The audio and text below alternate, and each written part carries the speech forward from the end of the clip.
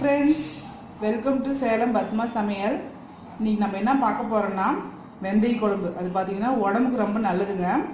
அது குளிர்ச்சி ரொம்ப தரும். பாடி ஹீட்டாக இருக்கிறவங்களாம் இந்த குழம்பு வச்சு சாப்பிட்டோன்னு வைங்களேன், கொஞ்சம் நல்லா பாடி கொஞ்சம் கூல் பண்ணி தரும். அதுக்கு முன்னாடி நம்ம சேனல் இப்போ தான் பார்க்குறீங்கன்னா மறக்காமல் சப்ஸ்கிரைப் பண்ணிக்கோங்க. பக்கத்தில் இருக்கிற பெல் பட்டனையும் அழுத்திக்கோங்க. இப்போ அதுக்கு தேவையான பொருள் பார்த்திங்கன்னா, ஃபஸ்ட்டு தாளிக்கிறதுக்கு அரை டீஸ்பூன் வெந்தயம், அரை டீஸ்பூன் அளவுக்கு கடுகு, 2 காஞ்ச மிளகாய். இது பார்த்திங்கன்னா வெந்தயத்தை வந்து வெறும் வானிலையில் வறுத்து லைட்டாக வறுத்துட்டு இந்த மாதிரி பவுடர் பண்ணி வச்சுருக்கிறேன். மல்லித்தூள் 2 டீஸ்பூன், 1.5 டீஸ்பூன் மிளகாத்தூள், 1/4 டீஸ்பூன் மஞ்சள் பொடி. சின்ன வெங்காயம் தாங்க இதுக்கு நல்லாயிருக்கும். இதுவும் குளிர்ச்சி தரக்கூடியது தான், அதனால சின்ன வெங்காயம் போட்டுக்கலாம். இது பார்த்திங்கன்னா ஒரு 15 சின்ன வெங்காயம், ஒரு முழு பூண்டு, கருவேப்பிலை. இது பார்த்திங்கன்னா 2 தக்காளி இந்த மாதிரி கட் பண்ணி வச்சுருக்கேன். இது பெரிய லெமன் சைஸ் அளவுக்கு புளி எடுத்து ஊற வச்சு வச்சுருக்கேன்.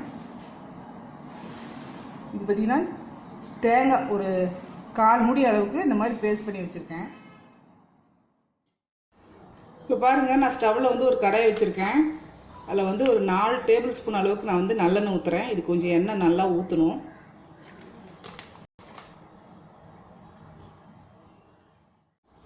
இப்போ இந்த காஞ்ச மிளகாய், கடுகு, வெந்தயம் தாளிச்சிக்கலாம்.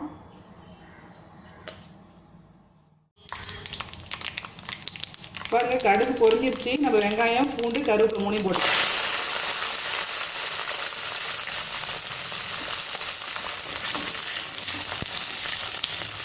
நல்லா வதக்கிக்கலாம். இப்போ பாருங்கள், வெங்காயம் நல்லா வதங்கிடுச்சு. இப்போ வந்து நான் தக்காளி போடுறேன்.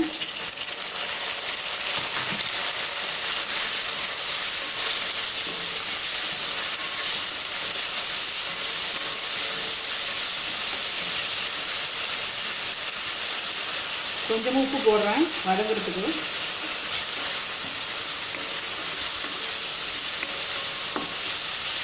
தக்காளி நல்லா வதங்கணும். இப்போ பாருங்கள், தக்காளி நல்லா வதங்கிடுச்சு. இப்போ நான் வந்து மிளகாத்தூள், கொத்தமல்லி, மஞ்சள் பொடி போட்டுக்கிறேன்.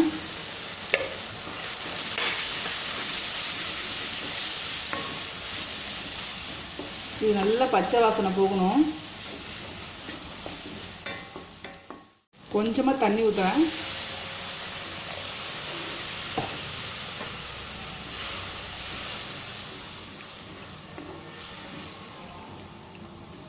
இது ஒரு 2 நிமிஷம் கொதிக்கிட்டோம். இப்போ பாருங்கள், 2 நிமிஷம் கொதிச்சிருச்சு. நான் வந்து புளிக்கரைசல் ஊற்றுறேன்.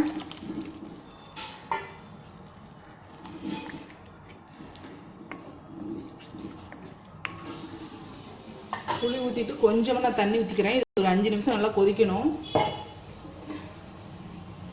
மூடி ஒரு 5 நிமிஷம் கொதிக்க வச்சுக்கலாம். பாருங்கள், 5 நிமிஷம் கொதிச்சிருச்சு. இப்போ நான் வந்து தேவையான அளவு உப்பு போட்டுக்கிறேன். உப்பு போட்டுட்டு இந்த தேங்காய் பேஸ்ட் ஊற்றுறேன்.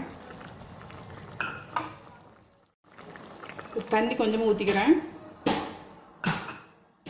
இப்போ இது மறுபடியும் மூடி ஒரு 5 நிமிஷம் கொதிக்க வச்சுக்கலாம். இப்போ பாருங்கள், குழம்பு நல்லா கொதிச்சிருச்சு. இப்போ நான் வந்து இந்த வெந்தய பொடி 1 ஸ்பூன் அளவுக்கு போட்டு மல்லித்தலை போட்டு இறக்கிடலாம். நம்ம வெந்தய குழம்பு ரெடிங்க. இப்போ பாருங்கள், நம்ம செஞ்ச வெந்தய குழம்பு ரெடி ஆயிடுச்சுங்க. இது பார்த்திங்கன்னா நல்லா அப்பளத்தோடு வச்சு சாப்பிடணும், நல்லா டேஸ்ட்டாக இருக்கும். இந்த வீடியோ உங்களுக்கு பிடிச்சிருந்தாக்கா மறக்காமல் லைக் பண்ணுங்கள், ஷேர் பண்ணுங்கள், கமெண்ட் பண்ணுங்கள்.